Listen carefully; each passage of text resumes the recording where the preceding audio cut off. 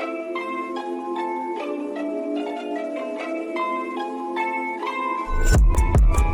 watching Goal Line Extended, presented by Lacrosse Flash.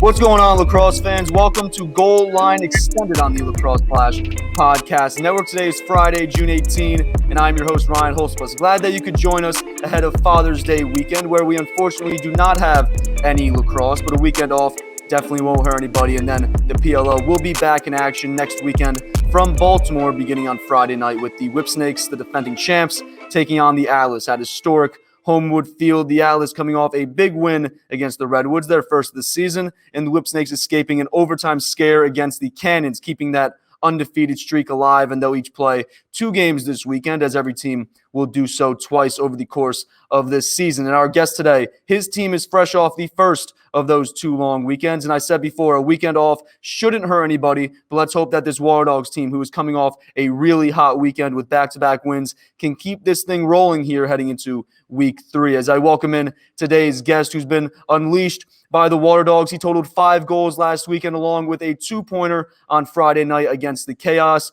Waterdogs midfielder Mikie Schlosser. Mikey, welcome to GLE. What's going on, my man? Thank you. Thanks for having me. Not too much, just hanging out. Just finished coaching for the day. Just got home, taking it easy. Getting out of the heat. Hey, huge weekend for your team, for the Waterdogs. Like I said, you guys were able to grab your first 2 wins of the season this past weekend in Atlanta, on Friday night against the Chaos, and then on Sunday afternoon against the Chrome. Turning around what started off as a pretty iffy start there up in Boston. You guys dropped that first one to the Cannons, but you were able to turn around there in Atlanta in a big way. 2 huge wins, looking like night and day, though, compared to Boston. And just like that, snap a finger, you're up over 500. And everything that was talked about following that week 1 loss was pretty much just thrown right out the window there. But going into last weekend, extended weekend, you played both of those games. What was the mindset going into those games? Because as our Dana Restia reminded us on Tuesday's PLL Flash, the regular season for your team, among a few other teams, is already a third of the way over. A loss, or possibly even 2 losses there this past weekend, could have sent the outlook or the course of your season in a completely different direction. So what was the thought there as you guys entered into week 2? Yeah, obviously the first weekend we didn't play anywhere near, the way we felt we could play and that group could play. And so I think our mindset going into this past weekend was to be really aggressive, especially offensively. I felt like we were very timid in the first week, and because of that, we were never really able to get into a rhythm and into a flow.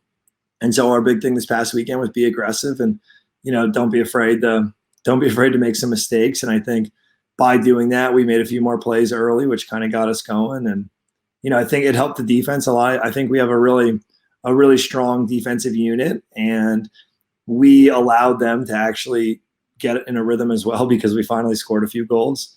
And so I think that's very helpful, from an overall team standpoint. So no, it was just good to right the ship a little bit and clean up some things. And the great thing is there's still a lot of things that we need to clean up. And, with any regular season, it's a long season, and it's not so much about the wins and losses. It's about getting a little bit better kind of each quarter and each 5-minute span of each game. And so I think we took a lot of good steps in the right direction, and hopefully we can keep converting that into wins.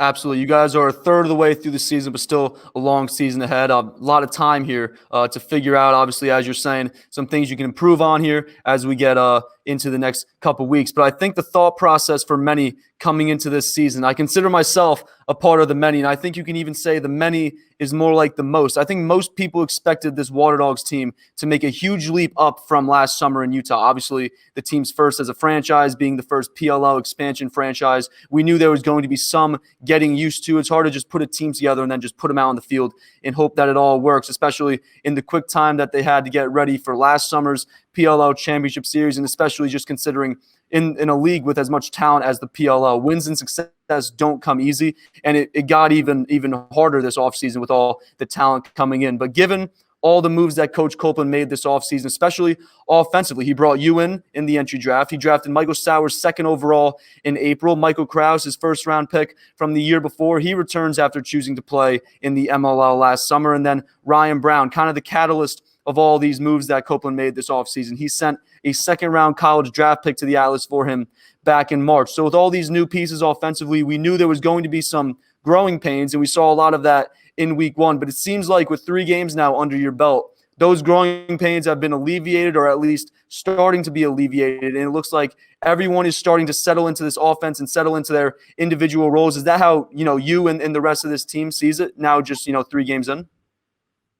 Yeah, I think so. I think kind of a lot of our communication leading up to training camp into the season is we have these pieces now. It's just a matter of getting them to work together and getting on the same page systematically. And, I think we did take a big step this past weekend, and I think guys are just finding their roles. It's awesome. It's been so fun playing with a lot of these new guys. Like playing with Ryan Brown is awesome. He's a coach on the field. He is literally running around there directing people where to be. And for myself, it's really helpful because I've always, been pretty bad off ball. And so having someone like him kind of tell you where to go off ball and encourage you to move makes a big difference.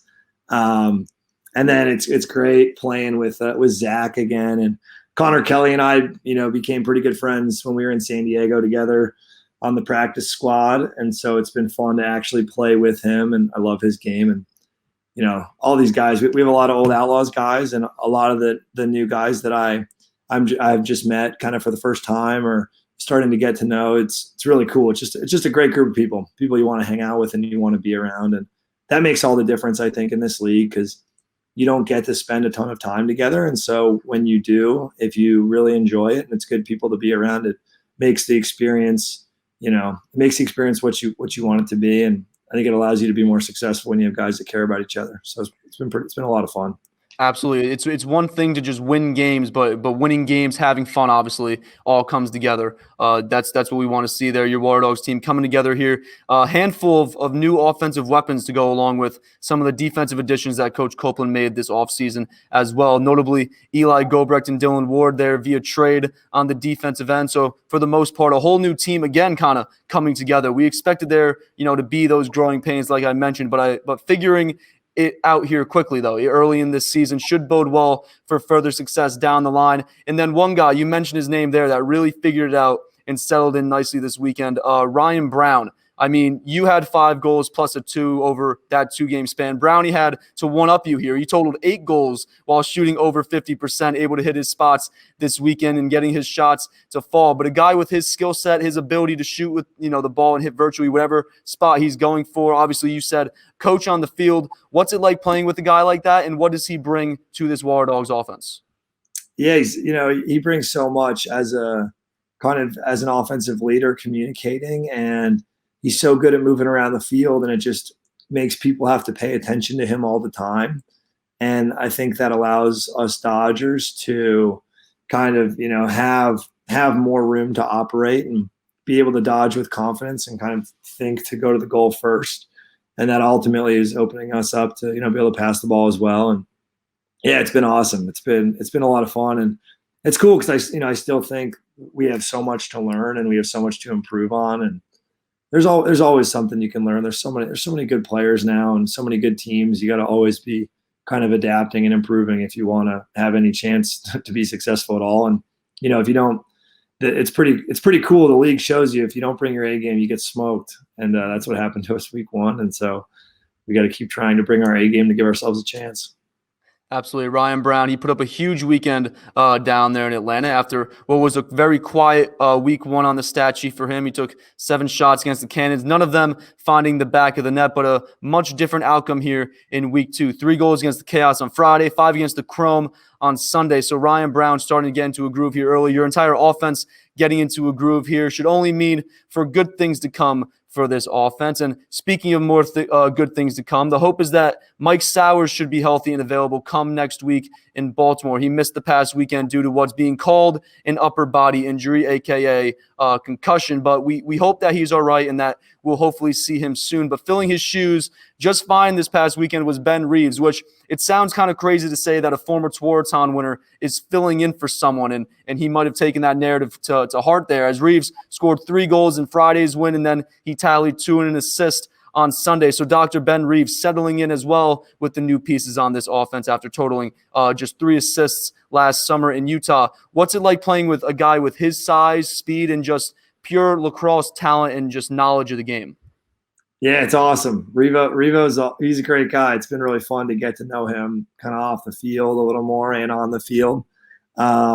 He's a phenomenal player. He's so athletic, and he's just a large dude, and he can move and shoot. And I think this past weekend he showed some more versatility in the way he was scoring, and just having a threat like that behind the cage definitely alleviates some of the pressure on the midfield. And if everyone can be a threat when it's the right time, everyone, it helps open everybody else up. So it's been really fun to play with him and get to know him. And I'm really happy for him that he's having fun out there and making plays. And yeah, it's been great. It's been great. Another big threat out there, Zach Currier. Through 3 games, the guy's got 2 goals, 3 assists, 5 caused turnovers, and 20 ground balls. That ranks second in the league, most among non-faceoff specialists. Dude is an absolute menace on the faceoff wings as well. But running this midfield with him, a guy that can do a ton of different things, how does his success in all those different aspects correlate with your success as a downfield dodger and as that lethal shooter from the outside? Yeah, he's unbelievable. I mean, I think Zach is like one of the best players in the world. If I was picking a team, he'd probably be my first draft pick. He's awesome. He does so many things for the team on the field and off the field. He does as well. He's a great leader off the field, and he's a guy that people want to be around, which is huge. And the stuff he can do on the field, you always feel like you have a good chance when you're playing with him. And he's so competitive, and that rubs off on everybody the right way, especially when you're on his team. And it's been really fun to get back playing with him. We get to play together for 2 years, or two and a 16th of a year. We played a little bit my first game. So it's been really fun getting back together with him, and his skill set's awesome. I mean, he can do a lot offensively. Obviously, I guess in numbers wise, he's had a slower start, but if we're successful, he doesn't care. Nobody cares. But he's unbelievable. No one cares about the stats as long as we're winning games. Winning games is the number one goal here. Yeah, absolutely. I mean, I'm sure people say that all the time, but it really is true. I mean, if you score 6 goals and you lose, it sucks. If you score 0 goals and you win, it's awesome. Winning ice cream tastes better after you win.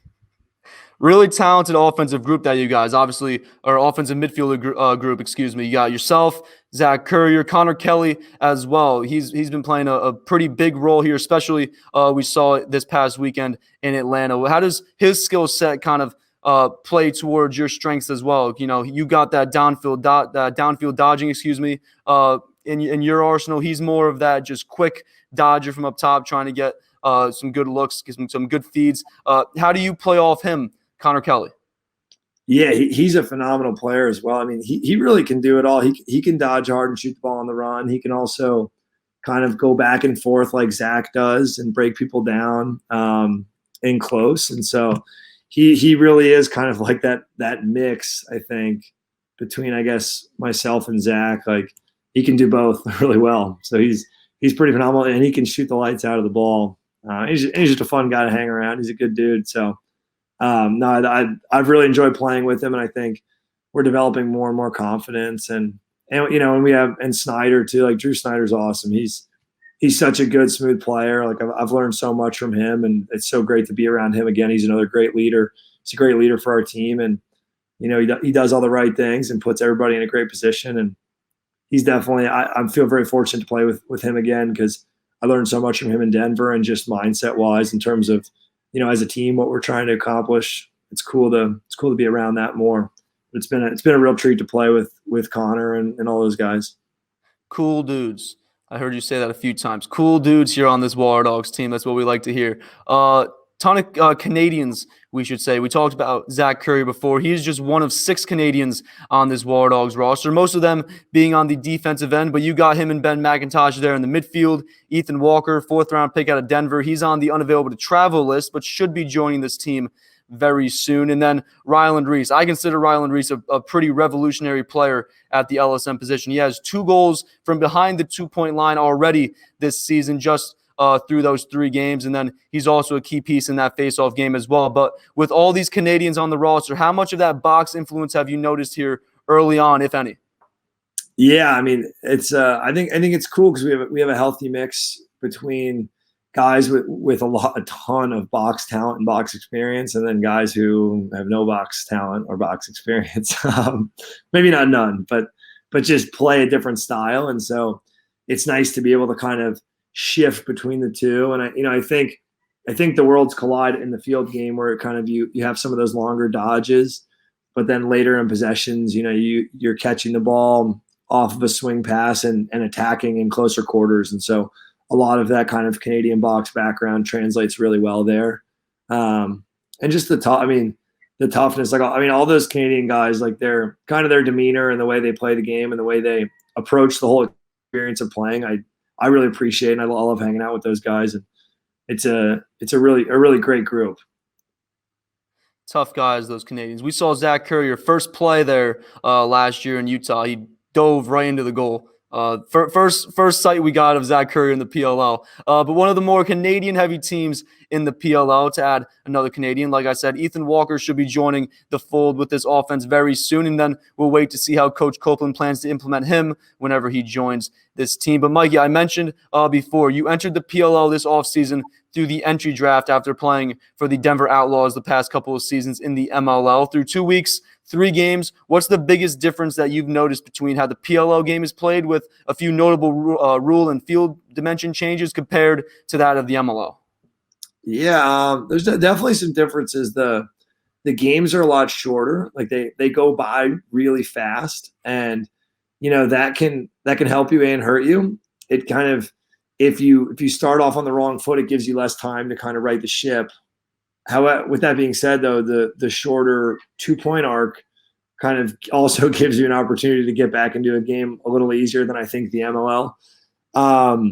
And then the field dimensions being a little smaller definitely makes a difference. Kind of the shorter yardage in the midfield area. I think it makes a difference. Honestly, I don't know if it makes a huge difference. I haven't really noticed a ton. I mean, it's funny. Like, I don't really, outside of the actual season, you don't get to play that much lacrosse. So the last time I really played a real lacrosse game was an entire year ago. And I feel like last season with COVID, it was everything happened so fast, you almost don't remember a lot of it.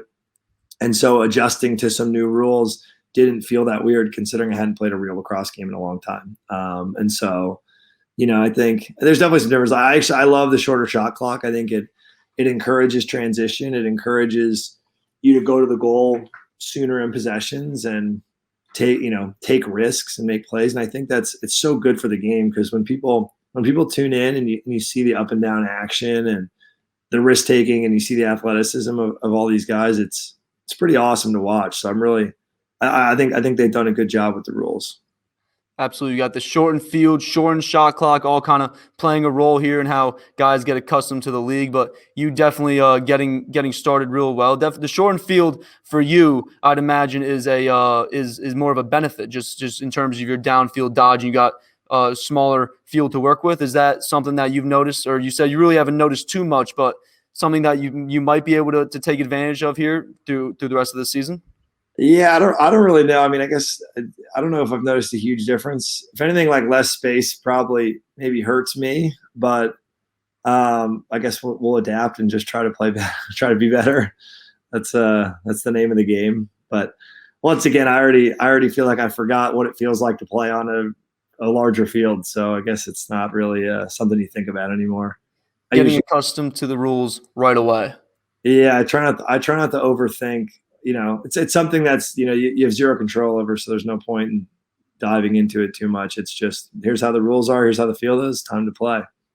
Absolutely. Getting accustomed right away to new dimensions, new shot clock, all that stuff. And you've obviously through 2 weeks, 3 games, doing a pretty good job getting accustomed to that. But Mikey, I want to thank you so much for taking the time today to join us here on Goal Line Extended as we begin to look ahead to week 3 of the PLL, and a tough matchup coming up for the Waterdogs. You guys get a date with the star-studded Archers offense next Saturday night, whose goal differential currently stands at plus 16 going into week 3, which leads the league through 2 weeks. So an offense loaded with weapons. The defense is really strong, especially after adding the cyborg Graham Hossack this offseason. And then their defensive midfield is great, which you'll mainly be dealing with on next Saturday night. So what's the early scout there on this Archers team as you have a little over a week here to prepare? We're just going to focus on ourselves and focus on playing our game, especially offensively. I know defensively they will probably drum up more of a detailed scout, but our big thing offensively is kind of focus on our identity and get more comfortable in our sets and just what we're trying to accomplish. At the end of the day, we have to go out there and compete and play hard. And in this league, anything can happen on any given weekend. So there's so much talent everywhere. It's crazy. It's pretty wild. So you just go out and play your hardest, and if you're sharp and the guys compete and work for each other, good things happen. Archers and Waterdogs, that game is set for next Saturday night, 8 p.m. Eastern on Peacock and NBCSN from Baltimore, Maryland, an early season matchup that we've been looking forward to since the PLO schedule was released this offseason. But Mikey, can't thank you enough, my man, for taking the time to join us today on GLE. Best of luck through the rest of the summer, and I hope to talk to you soon. Thank you very much. I appreciate you having me on. Talk to you soon. Absolutely. For everyone watching and or listening, Goal Line Extended will continue as Mackie Jenner and Noah Lands will be joining me next. Do not go anywhere. We will be right back.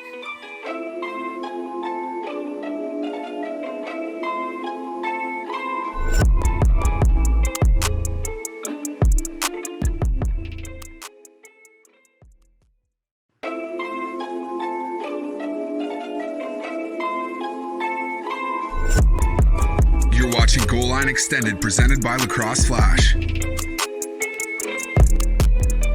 Welcome back to Goal Line Extended on the Lacrosse Flash podcast network. I hope you're all having a great day and enjoying the show as we just wrapped up an interview with Waterdogs midfielder Mikie Schlosser as he quickly gets settled into the PLO and his new team as he totaled 5 goals and a 2-pointer this past weekend in Atlanta, and we'll expect that he continues that success throughout the rest of this season as the Waterdogs seem to figure it out there last weekend after struggling out of the gate in week 1, and they'll meet the undefeated Archers next weekend, who currently sit atop the PLO rankings thanks to their plus 19 goal differential. But no lacrosse this weekend. We'll see those two teams square off next Saturday night at 8 p.m. Eastern on Peacock and NBC. But nonetheless, a ton of lacrosse news still coming out this week as each of the NLL teams ahead of the Panther City Lacrosse Club's expansion draft, submitted their protected rosters. You can find those in an article at lacrosseflash.com. We also have some NCAA transfer news that we will dive into in a moment, some other big college lacrosse news that we will get around to as well. And Dave Petromalo was confirmed as the Syracuse defensive coordinator, and Pat March is confirmed there to be staying on with the Orange as offensive coordinator. And then with no games this weekend, as I mentioned, we're going to take a look at 5 PLO teams, and we're going to assess how they've looked 2 weeks into the season. But without further ado, let me welcome in Mackie Jenner and Noah Lands to today's show. Mackie, Noah, how are you guys doing on this fine Friday? Absolutely swell. It's awesome. Other than the fact that it's a bye week, going into the weekend, gonna try to do a little bit of swimming. It's middle of summer now, so Definitely a bummer that we don't have lacrosse this weekend, but as you're saying, a good chance here to do our other non-lacrosse activities this weekend if we want to swim or if we want to grill or whatever we want to do. I'm driving home tomorrow back to New Jersey, so that won't be exciting, but definitely looking forward to getting home. Mackie, first thing, we found out during the middle of this week, Clemson University adding a women's lacrosse program. They're targeting a start date there in 2023. I'm a University of South Carolina student, so I'm obligated. I cannot talk good things about Clemson, so I'm going to let you take over. Clemson women's lacrosse. This is awesome, though, for the ACC adding another women's lacrosse team. Yeah, I think that it's really important for for the growth of the women's game to have teams be spread out across the country. Division I women's lacrosse is mainly Eastern and Western, and so I think having that Southern team will be awesome. I think it'll only add depth to the ACC as they kind of get stronger, and it's a huge school. They've got lots of money there, so I think that they're going to be able to build a really strong program. It'll be interesting to see what other Southern schools kind of tag along and see, if there's an addition of a Southern conference at some point in the future to have more girls, be recruited from the South, go to the South, and that kind of thing. So all in all, it's a huge, huge plus for the women's game, and I'm super excited to see how it all pans out for them. As much as it pains me to say, Clemson University, very successful there, obviously with a few sports, football being the notable one, but you think just bringing in another sport, just kind of the eyes that we should be able to get here on Clemson women's lacrosse. We'll hope there's no Clemson men's lacrosse. I didn't say that, though. But women's lacrosse there in Clemson, definitely big news. They're hoping to debut in 2023. We also had some big NCAA transfer portal news in terms of men's lacrosse. Noah, first big story: Asher Nolting is returning to High Point. He's been playing another season with the Panthers. Again, a big PLL prospect that we are looking even at this college draft. We should be expecting him in next year's college draft. But how important is Nolting returning to High Point? How important is that for this High Point lacrosse team? Yeah, I think it's really important for High Point, and I really think it's important for Asher Nolting as well. I mean, you've seen him do a lot of really great things on offense, and he became kind of their perennial scorer throughout this season. But I think he really needed one more season to kind of cement himself. He had a little bit of trouble turning the ball over and dodging into just kind of nothingness double teams. And sometimes he's just so good he could kind of pull out of those and make something happen. But I think if you can shore that up a little bit, you're going to see High Point hit that next level and maybe beat one of those ACC teams at Duke or North Carolina if they catch him sleeping. And then you're going to see Asher Nolting rise in those draft boards because that's really the only thing you can see in his game that he needs to shore up is just kind of taking care of the ball a little more. Asher Nolting returning to High Point. As you said, High Point usually gives these ACC teams a run for their money. They did to Duke back in February, North Carolina as well, or might have been March and February there, giving those ACC teams a run for their money. In the NCAA tournament, they took Duke all the way to the end. So Nolting returning to High Point, definitely big news for them. And Maki, another name, big name that we're watching there, kind of making the transition there to the pro ranks, but he entered the transfer portal. Former Albany attackman Tehoka Nanticoke. He was released from the Albany lacrosse program there mid-season. Had some conflicts there with the program. He's entering the portal though. This is a interesting outlook though, because we could see him join the NLL in this year's NLL draft, or we could see him drafted but return to college. But big news: Tehoka Nanticoke in the NCAA transfer portal. Yeah, absolutely. I think that, a kid like that having some conflict in the past with school, I think he does deserve another chance. I'm a huge believer in that. And, he obviously has had time to figure stuff out. I think no matter where he ends up, though, people will have their eyes on him in the lacrosse world and the conflict world. I think that he's an unbelievable lacrosse player, and no matter where he ends up, he'll have fans no matter what. I definitely hope to see him in the box at some point soon, just because it's been a long time coming. But we're definitely excited to see where he ends up. One of the top high school recruits in his class. He's been one of the best college lacrosse players over the last couple seasons there at Attack for Albany. Big body, being able to just move guys around, definitely. We should see him, though, join some team, whether it's the NLL, maybe the PLO next year, or a transfer, possibly some other big news, NCAA transfer news. Penn attackman Sean Lully, he is transferring to Duke. Also, another Penn attackman, Mitch Bartolo, he's headed to Rutgers. And then guys returning to Penn, we're getting a lot of news here out of Penn University. LSM and defenseman Ben Bedard, he's returning to Penn. And then attackman Jack Schultz, he is also returning to the Quakers. So some big news there in the transfer portal news. Let's shift over to the PLO. We're going to look at 5 teams here today: the Waterdogs, the Cannons, the Atlas, the Chrome, and Chaos. That was on me. Then the Chaos being our 5th team. Let's start with the Waterdogs, Noah. They dropped Christian Cuccinello earlier this week. kind of surprising. We didn't really expect a guy like him to be put off on the waiver board here. The Waterdogs, though, coming in to week 3, or I should say coming out of week 2, getting 2 big wins. We just talked to Mikie Schlosser, 2 huge wins after a really tough week 1. If you're not kind of putting out in this league every single week, then another guy can slide in at any time and, steal that position. I think Ben Reeves really benefited from having 2 games to play this weekend. He showed out in both, and having Michael Sowers coming back, it'll probably be around 20 days by the time they play their next game. So you would think by then the concussion protocol is kind of played out and he should be good to go. Them dropping Cuccinello may be tipping that hand a little bit to show that he's going to be back by Baltimore. I think this team is really kind of coming together, and you saw that last week. So if you can add Sowers back in pretty seamlessly, I think they're going to ride that wave, and they don't really need to mess with anything after that.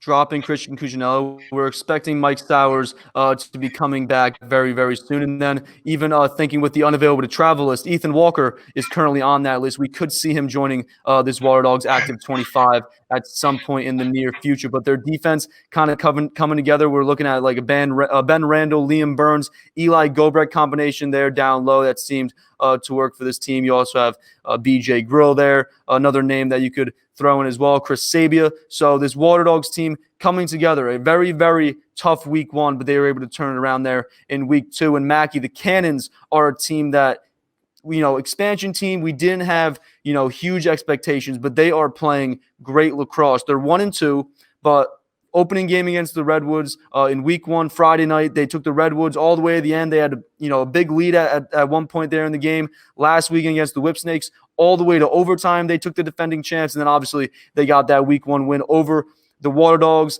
They release attackman John Upgren this week. They add Scott Hooper, who was on that training camp roster. So the Cannons, again, didn't have big expectations, but they are playing some of the best lacrosse in the entire league, frankly. Yeah, absolutely. I think as an expansion team, everyone kind of, no matter where you are or what you're thinking, are kind of a little bit skeptical of what they're going to look like. But I think that they did a really good job of kind of pulling themselves together and kind of building that chemistry right away.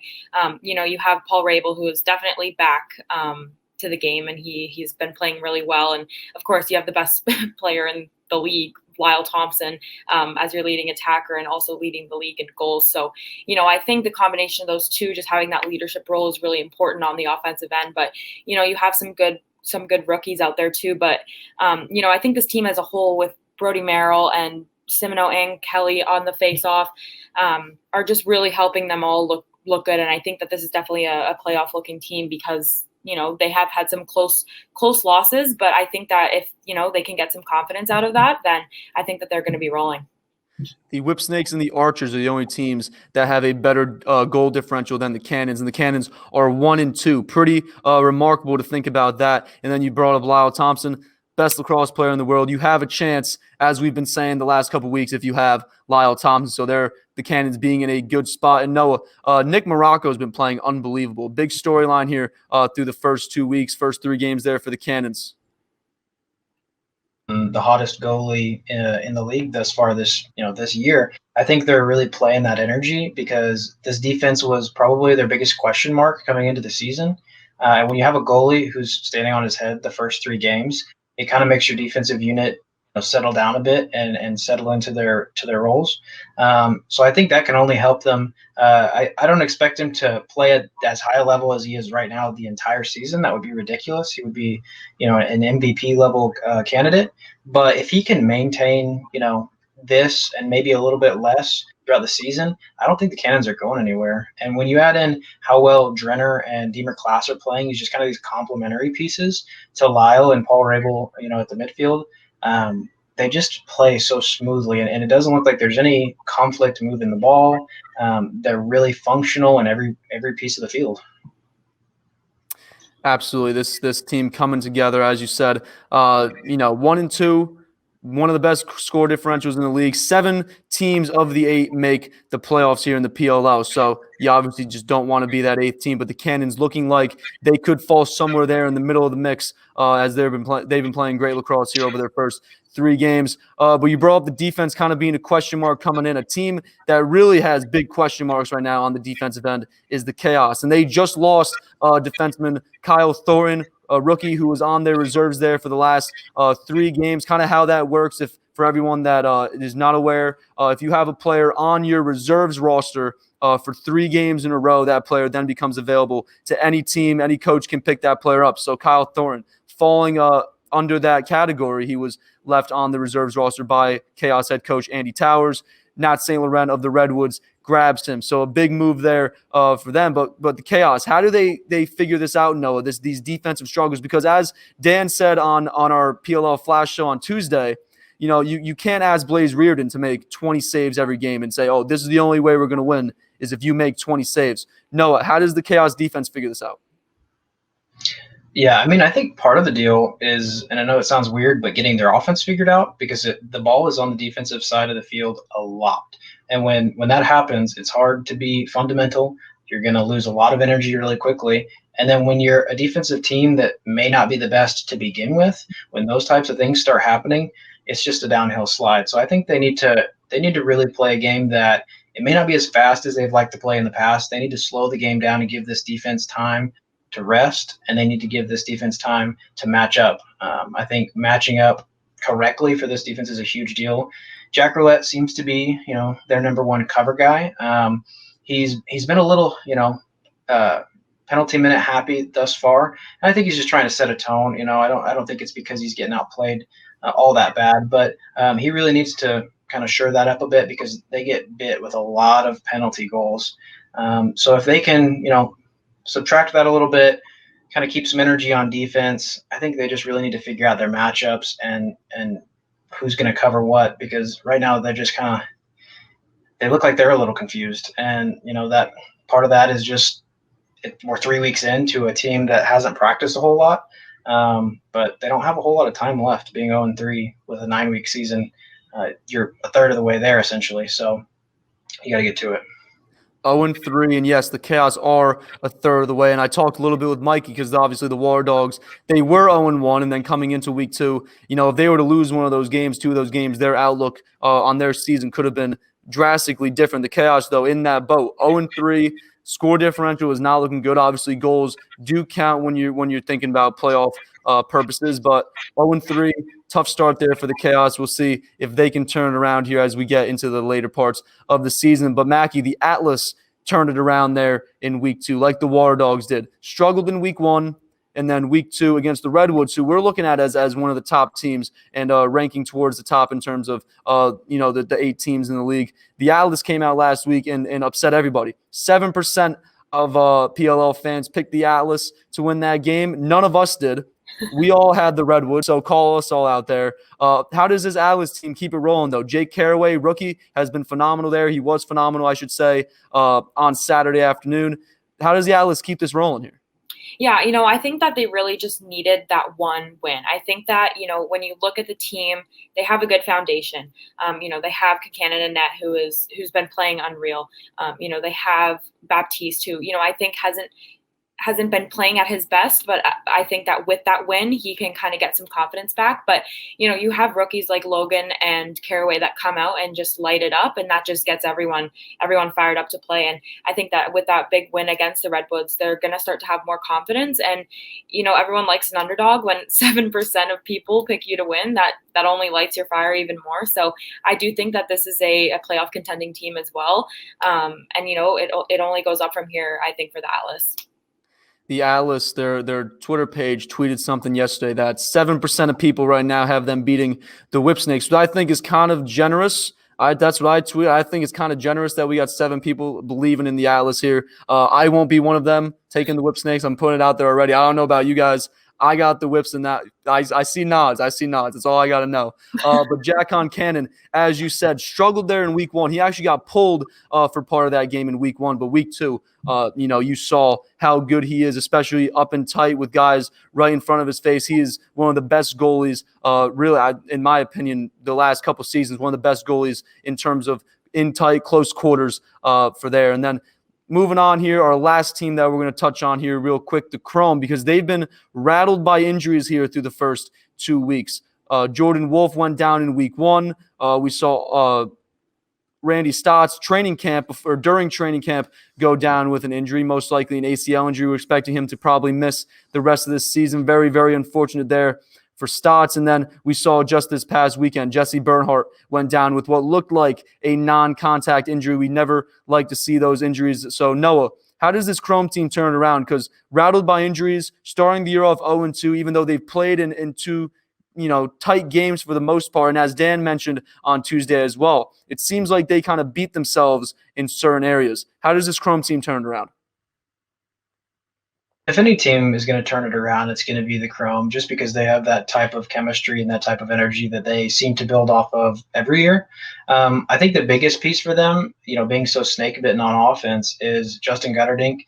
He has to, kind of start picking it up a little bit. I think he has 4 points so far this season. And he's only shooting like less than 30% with like 6 turnovers. So he's got to be that mainstay on offense and really lead them. Other than that, you got to shore up the face-off game a little bit. Connor Farrell will win quite a bit of face-offs, but it seems like just because he wins that face-off doesn't mean they're automatically getting possession. That the heavy rides, those kind of scrum balls. If they can shore that up a little bit, every possession counts when your offense is kind of struggling. So I think if you can get Gutty going, and I believe he will. He's shown the past 2 seasons that he's one of the best attackmen in the league. You get him going, you possess the ball a little more. The ball is everything in this league. I mean, you've got to have time of possession with the way the shortness of the game flows, the shot clock, everything like that. So possess the ball, get your horses going on offense that are still there, and keep the energy high is the main thing. Justin Gutterding, pretty quiet, as you mentioned there, through the first 2 weeks, 2 games for the Chrome. We'll see if he can pick it up. Maki, nothing against John Galloway, obviously veteran goalie, but when do you think we see Sean Scanoni there in goal for Chrome? We keep kind of expecting to see him put in, I feel like, each week, but I don't know. I'm hoping to see him. I think everyone's kind of hoping to see him put in soon. So we'll keep our fingers crossed to see when he does get his chance, because I do think that he could be a little bit of help as well. 2-time reigning MLO goalie of the year, Sean Scanoni. We'll see when he gets his chance. John Galloway, obviously the veteran there. His job pretty much to lose, but obviously Chrome starting off 0-2. Not in a good spot here to start the season. So we'll see how the Chrome figure out their defense, their goalie situation. We'll see if they can turn around here going into the second half of the season. But Maki, Noah, I want to thank you both for joining me today as we do some reflecting on the first 2 weeks of the season, and then we begin to look ahead to week 3 in the PLL. But that is going to do it for today's show. I want to thank you all for watching and or listening. If you are not already, make sure to subscribe to Goal Line Extended on YouTube and hit that notification bell so that you get notified of future shows. You can also follow along on Instagram and Twitter at GL Extended. All the links that you will need will be in the description of the video or podcast that you're watching or listening to right now. And you can also head on over to lacrosseflash.com. You can find a ton of awesome content over there, including our weekly power rankings and picks, recaps of each game done by Maki and Tino, Dan Aresti's takeaways, Greggy's gamers, Jordan's stars of the week, and Noah's hot and cold segment is live on the site as well. So make sure to check those out. And with no PLL games this weekend, we will not have our weekly Friday night Twitter Spaces pregame show. And we will also not be back with PLL Flash next Tuesday. So something to keep in mind, but we will be back with those around next weekend's games in Baltimore. And we will be back next Friday with Goal Line Extended. So make sure to like, follow, and subscribe so that you do not miss any of it. I hope you all have a great weekend, and happy Father's Day to all the dads out there. I hope that you all enjoy your weekend, and we'll be back with more lacrosse content next weekend. Cheers. Follow the show on Twitter and Instagram at GL Extended, and subscribe to the show on any of your favorite podcast outlets. You can find Lacrosse Flash on Twitter, Instagram, and Facebook, and online at lacrosseflash.com.